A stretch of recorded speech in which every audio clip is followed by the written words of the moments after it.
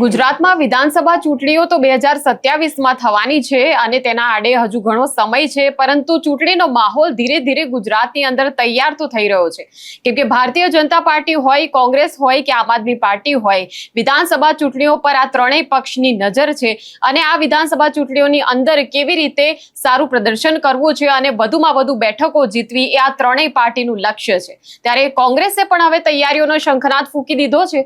વિગતે વાત કરીશું આ વિડીયોમાં। નમસ્કાર, નિર્ભય ન્યૂઝમાં આપની સાથે હું મયુરી। તો વાત કરવી છે રાજકોટની કે જ્યાં કોંગ્રેસની સૌરાષ્ટ્ર ઝોનની બેઠક યોજાઈ હતી અને આ બેઠકની અંદર આગામી વિધાનસભા ચૂંટણીઓને લઈને કેવા પ્રકારની રણનીતિ અપનાવી તેના વિશે મંથન કરવામાં આવ્યું, ચર્ચા વિચારણા કરવામાં આવી અને સાથે સાથે જ જ્યારે પત્રકારો સાથે વાતચીત કરવામાં આવી ત્યારે ભારતીય જનતા પાર્ટી પર કોંગ્રેસે આકરા પ્રહારો પણ કર્યા છે। કોંગ્રેસ દ્વારા અત્યારે જે બેઠક યોજવામાં આવી, સૌરાષ્ટ્ર ઝોનની આ સમીક્ષાની બેઠક હતી, તો સમીક્ષા એ વાતની પણ કરવામાં આવી હશે કે જે સ્થાનિક સ્વરાજની ચૂંટણી જે યોજાઈ ગઈ એ ચૂંટણીઓની અંદર જે પરિણામો આવ્યા એ કોંગ્રેસ માટે બિલકુલ પણ આશાસ્પદ ન કહી શકાય, કેમ કે કોંગ્રેસનું જે પ્રદર્શન રહ્યું છે એ પ્રદર્શન ખૂબ જ નબળું રહ્યું છે અને ક્યાંક એ સ્થિતિનું પુનરાવર્તન હવે 2027માં ન થાય એની કેવી રીતે તકેદારી રાખવી તેના વિશે પણ આ સમીક્ષા બેઠકમાં ચર્ચા વિચારણા તો કરવામાં આવી છે અને ફક્ત સૌરાષ્ટ્ર ઝોનની જ નહીં પરંતુ ગુજરાતમાં ઝોન વાઇઝ એટલે ઉત્તર ગુજરાત હોય, મધ્ય ગુજરાત હોય, દક્ષિણ ગુજરાત હોય, તેમાં પણ કેવી રીતે સંગઠન મજબૂત કરવું છે તેના વિશે પણ રણનીતિની ચર્ચા જે છે તે કરવામાં આવી હતી। ત્યારે પહેલા જ્યારે કોંગ્રેસના જે દિલ્હીના મોટા નેતા છે, ખાસ કરીને અખિલ ભારતીય કોંગ્રેસ કમિટીના મહામંત્રી અને રાજ્યસભાના સાંસદ મુકુલ વાસનિક તે ખુદ ઉપસ્થિત રહ્યા હતા અને આ બેઠકમાં કાર્યકરોને તેમણે કેવા પ્રકારે માર્ગદર્શન આપ્યું છે તે જોઈ લઈએ। ભારતીય જનતા પાર્ટી વિશે પણ તેમણે શું કહ્યું છે તે જોઈ લઈએ, ત્યારબાદ ગુજરાતની અંદર કોંગ્રેસની જે સ્થિતિ છે તેના વિશેની વાત કરીશું। પહેલા જ વરસાદમાં સમગ્ર ગુજરાતમાં ભારતીય જનતા પાર્ટીનો ભ્રષ્ટાચાર, પ્રી મોન્સૂન કામગીરીના નામે જે ગેરવહીવટ થયો, ભ્રષ્ટાચાર અને સરકારની ગુનાહિત બેદરકારી સામે આવી છે। જે રીતે વરસાદની શરૂઆતમાં જ આખા ગુજરાતમાં પહેલા જ વરસાદમાં રસ્તાઓ ધોવાઈ ગયા, અનેક જગ્યાએ મોટા ભૂવાઓ પડ્યા, અનેક જગ્યાએ બ્રિજ તૂટ્યા, એ ભાજપનો ભ્રષ્ટાચાર આજે ખુલીને બહાર આવી રહ્યો છે। અને જે રીતે છેલ્લા 2 દિવસની અંદર ખાસ કરીને સુરત શહેરમાં જે વરસાદ થયો અને સરકારની ગુનાહિત બેદરકારીના કારણે, એમના ભ્રષ્ટાચારને કારણે ભોગ સુરતની જનતા બની છે। આજે ઠેર ઠેર અનેક વિસ્તારોમાં પાણી ભરાઈ ગયા, અનેકના ઘરો ડૂબ્યા, અનેકના માલ મિલકતને નુકસાન થયું, વેપાર ધંધાના સ્થળોને નુકસાન થયું અને છેલ્લા 2 દિવસમાં 9 જેટલા લોકોના મોત થયા। આ જે સુરતની પરિસ્થિતિ છે એના માટે કોઈ જવાબદાર હોય તો ત્યાં કોર્પોરેશનના ભાજપના સત્તાધીશો અને આ ડબલ એન્જિન સરકારના નેતાઓને વહીવટ જવાબદાર છે। ઠેર ઠેર ગેરકાયદેસર બાંધકામો થયા છે, મંજૂરી વગરના બાંધકામો થયા, ઠેર ઠેર ખોટા રીતે પોતાના માનીતાઓને લાભ કરાવવા માટે બાંધકામો થયા અને આજે એનું ભોગ સુરતની જનતા બની રહી છે। ત્યારે ખૂબ વિપરીત પરિસ્થિતિ છે, કરુણ પરિસ્થિતિ છે, અનેક લોકોના મોત થયા છે। ત્યારે સરકારને પણ કહીએ છીએ કે તાત્કાલિક રાહતની કામગીરી કરાવે, જે પણ અસરગ્રસ્તો છે એને સહાય અપાવે। અમે અમારી કોંગ્રેસની તમામ ટીમને પણ કામે લગાડી છે કે જ્યાં પણ લોકો દુઃખી છે, તકલીફમાં છે, એને મદદરૂપ થઈએ। સ્વૈચ્છિક સંસ્થાઓ સાથે મળી અને બધી જ રાહત કામગીરી કરવાની અમારા કોંગ્રેસ પરિવારના બધા જ કાર્યકરો, આગેવાનો ત્યાં કામે લાગ્યા છે। પણ જે સુરતની સ્થિતિ થઈ છે એના માટે સરકારની ગુનાહિત બેદરકારી, ગેરવહીવટ અને ભ્રષ્ટાચાર જવાબદાર છે। गुजरात प्रदेश कांग्रेस कमेटी के अध्यक्ष, कांग्रेस विधायक दल के नेता, प्रदेश कांग्रेस कमेटी के हमारे वरिष्ठ साथी और अखिल भारतीय कांग्रेस कमेटी से गुजरात में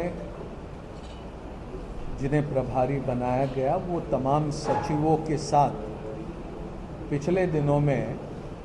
हमने जिला कांग्रेस कमेटी के वरिष्ठ साथियों के साथ बैठकें करने का सिलसिला शुरू किया। पहले तो मध्य गुजरात के जिला कांग्रेस कमेटियों के साथ हमने अहमदाबाद में बैठक करी। उसके बाद उत्तर गुजरात के जिला कांग्रेस कमेटियों के साथ हमने महसाना में बैठक करी और अब 3 दिनों के लिए हम यहाँ सौराष्ट्र के जिला कांग्रेस कमेटियों के साथ राजकोट में और जामनगर में बैठकें करने के लिए यहाँ पर आए हैं। इन बैठकों के बाद हम दक्षिण गुजरात के जिला कांग्रेस कमेटी के वरिष्ठ साथियों के साथ मिलेंगे। संगठन के सामने क्या चुनौतियां हैं, संगठन की वर्तमान क्या स्थिति है, आने वाले दिनों में संगठन कौन सी गतिविधियां कर रही है, जन सामान्य के सामने कौन सी समस्याएं उन्हें परेशान कर रही है, ये तमाम मुद्दों को लेकर हम हमारे साथियों के साथ विचार विमर्श कर रहे हैं। अन्य बातों के साथ जो प्रमुखता से विषय हमारे समक्ष आया है वो ये पिछले स्थानीय निकाय के चुनाव में जिस तरह से अराजकता, जिस तरह से दबाव का तंत्र, खरीद फरोख्त करने का काम भारतीय जनता पार्टी ने किया, प्रशासन का दुरुपयोग, पुलिस का दुरुपयोग, तमाम ये चीज़ें जो करते हुए उन्होंने काफ़ी बड़ी संख्या में स्थानीय निकाय के चुनाव में निर्विरोध चुनाव करने का काम किया, इन परेशानियों को भी हमारे साथियों ने जिला कांग्रेस कमेटी के हमारे समक्ष रखा है। हम इस नतीजे पर पहुँचे हैं कि जब तक भारतीय जनता पार्टी जिम्मेदार पदों पर बैठी है तब तक के हमारे लोकतंत्र की हर इकाई परेशानियों का सामना करेगी और इसी के चलते हुए हम तमाम साथियों से यह आग्रह करते हैं कि ग्राउंड लेवल पे, मोहल्लों में, गलियों में संगठन को चुस्त दुरुस्त किया जाए। भारतीय जनता पार्टी जिस रास्ते पर चली है मैं नहीं समझता हूं कि वो कभी रास्ता बदलेंगे। તો જે રીતે તમે જોયું કે મુકુલ વાસનિકે સ્વાભાવિક રીતે જ કોંગ્રેસના જે કાર્યકરો છે તેમનો જુસ્સો વધારતા એવું કહ્યું છે કે હવે એડીચોટીનું જોર લગાવવાનું છે આગામી વિધાનસભાની ચૂંટણીઓને લઈને અને સાથે જ કાર્યકરોએ કેવા પ્રકારે કામ કરવાનું છે, જનસંપર્ક કેવી રીતે કેળવવાનો છે, લોકોની વચ્ચે કેવી રીતે જવાનું છે, પછી એ ખેડૂતો હોય જે અત્યારે પૂરની સ્થિતિ છે તે પૂરગ્રસ્ત વિસ્તારોમાં જવું, અન્ય જે જાહેર જનતાના જે પ્રશ્નો જે છે એ પ્રશ્નોને લઈને કઈ રીતે કાર્યકરો જે છે એ કોંગ્રેસને કેન્દ્રમાં રાખીને કામગીરી કરી શકે છે તે બાબતે માર્ગદર્શન તેમને આપવામાં આવ્યું। જન આંદોલનો માટે કોંગ્રેસે કાર્યકરોને સક્રિય બનવાનો એક સંદેશ જે છે તે તો આપી દીધો છે અને ક્યાંક એવા સંકેત પણ મળી રહ્યા છે કે હવે આગામી દિવસોની અંદર રાજ્યમાં કોંગ્રેસ જે છે તેને બેઠી કરવા માટે નેતાઓ જે છે તે પણ ખૂબ જ પ્રામાણિક રીતે પ્રયાસો તો અહીંયા કરી જ રહ્યા છે અને સાથે જ ભારતીય જનતા પાર્ટી પર જ્યારે